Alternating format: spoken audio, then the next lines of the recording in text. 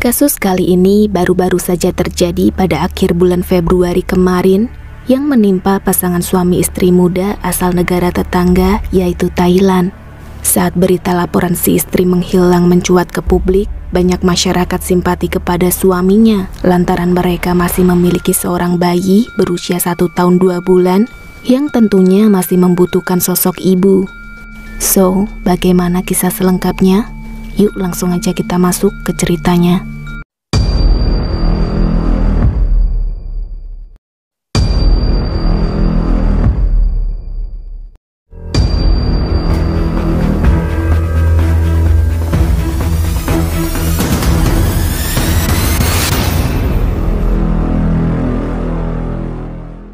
Pada tanggal 19 Februari tahun 2024, seorang teman korban mengunggah sebuah postingan yang meminta bantuan.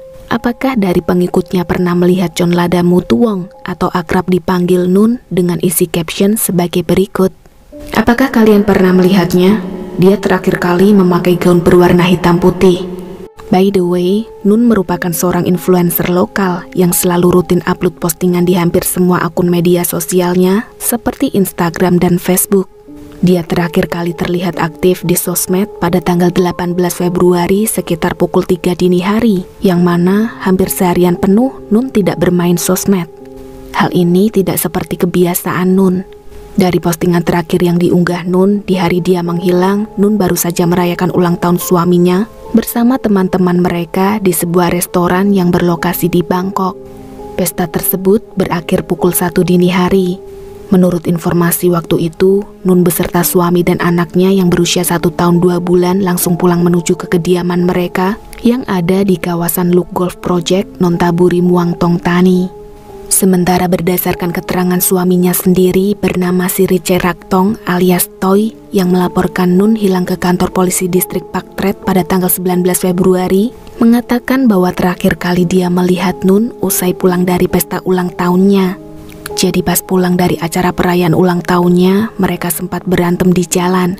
Berhubung perdebatan mereka tidak terkendali, Nun yang kepalang emosi membuka pintu mobil lalu melompat keluar saat melintasi jalanan Krong Prapa.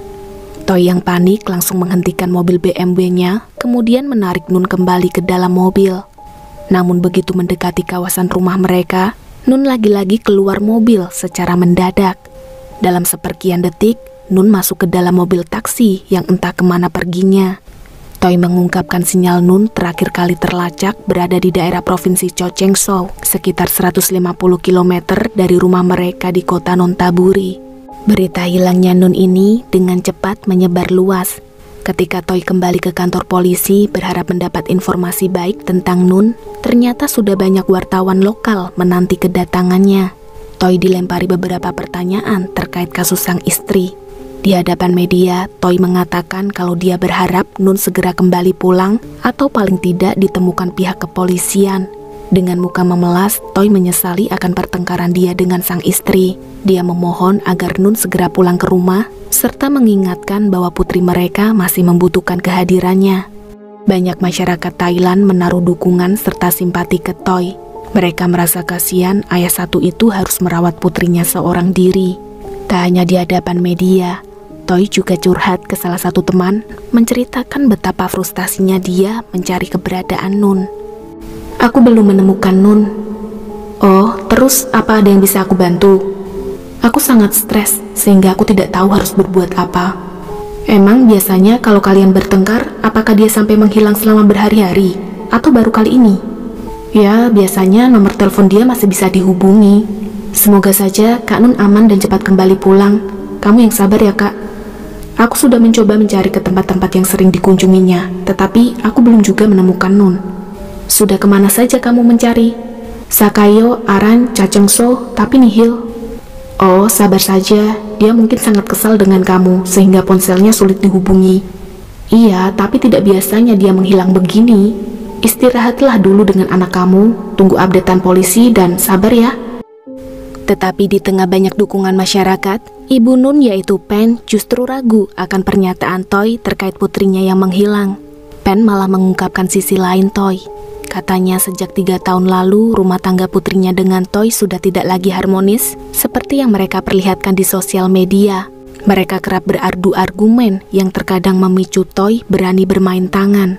Setiap kali pertengkaran mereka memuncak, Toy pasti tidak segan-segan menyakiti istrinya. Nun bahkan pernah melaporkan kasus KDRT tersebut ke pihak kepolisian setempat.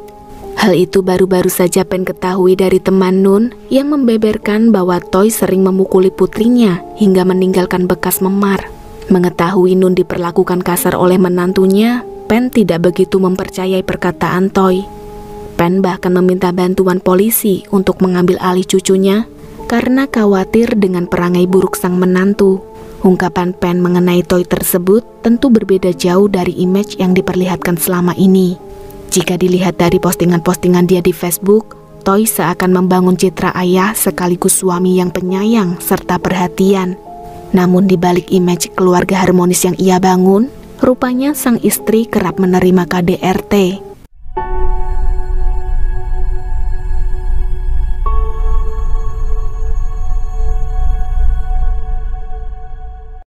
Sementara Nun belum juga ada kabar, keesokan hari pada tanggal 20 Februari, pihak kepolisian Provinsi Pracin Buri menerima sebuah laporan tentang penemuan sesosok jasad wanita yang hangus terbakar di dalam koper berada di perkebunan karet. Kebetulan penemuan ini selaras dengan jejak sinyal GPS Nun yang terakhir kali terlacak berada di dekat daerah perkebunan tersebut. Polisi lantas mendatangi lokasi dan di sana mereka menemukan jasad wanita yang dilaporkan sudah tidak berwujud utuh lagi sehingga sulit diidentifikasi. Kendati demikian, beruntungnya mereka menemukan beberapa barang pribadi korban seperti gelang dan cincin emas. Barang-barang itu dikonfirmasi sama persis milik John Lada Mutuwong alias Nun. Setelah dilakukan tes DNA, ternyata terbukti cocok jasad yang mereka temukan adalah Nun, orang yang polisi cari dari kemarin. Semakin kesini, semakin banyak bukti yang mengarah ke Toy. Apalagi tak lama setelah hasil tes DNA keluar, ada salah satu stasiun TV lokal merilis rekaman CCTV yang menampilkan detik-detik terakhir Toy dan Nun berantem di pinggir jalan. Dari video itu bisa kita lihat, Toy nampak sedang menarik istrinya, kemudian berulang kali menyakiti Nun. Begitu rekaman CC tersebar, banyak media mencari tahu apa yang sebenarnya terjadi setelah mereka merayakan ulang tahun. Dan berikut timelinenya.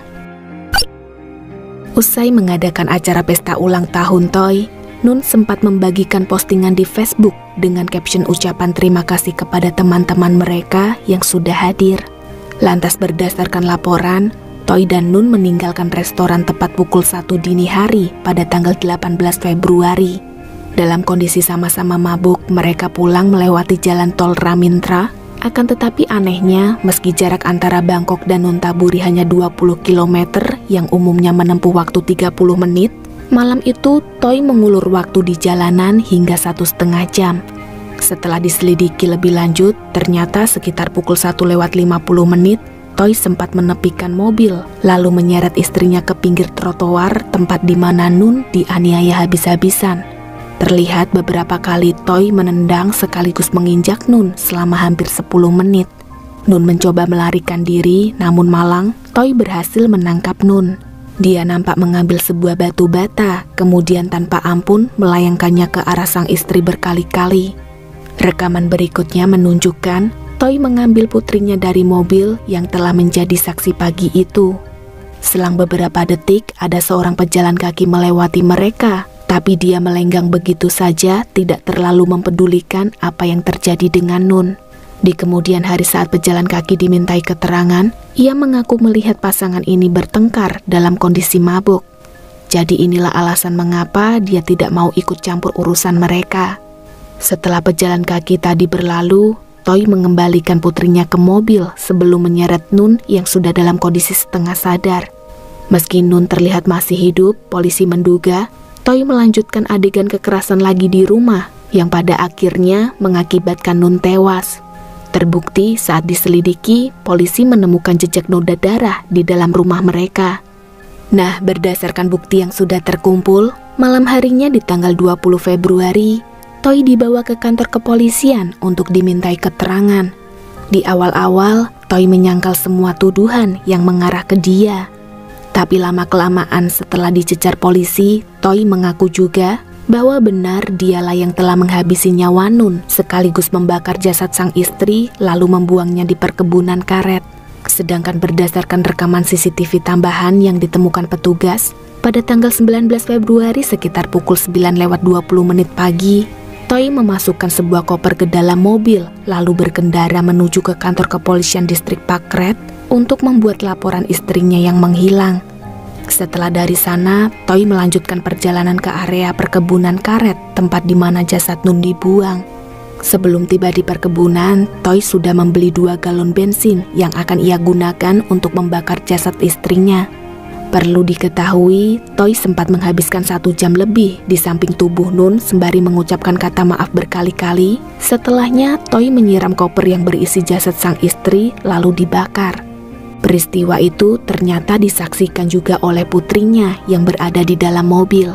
Saat ditanya apa alasan Toy tega menghabisi nyawa istri sendiri, dia memberikan jawaban kalau pertengkaran mereka dipicu oleh masalah ekonomi yang sedang mengalami kesulitan uang serta dipanas-panasi mantan Toy yang seolah ingin menghancurkan rumah tangga mereka.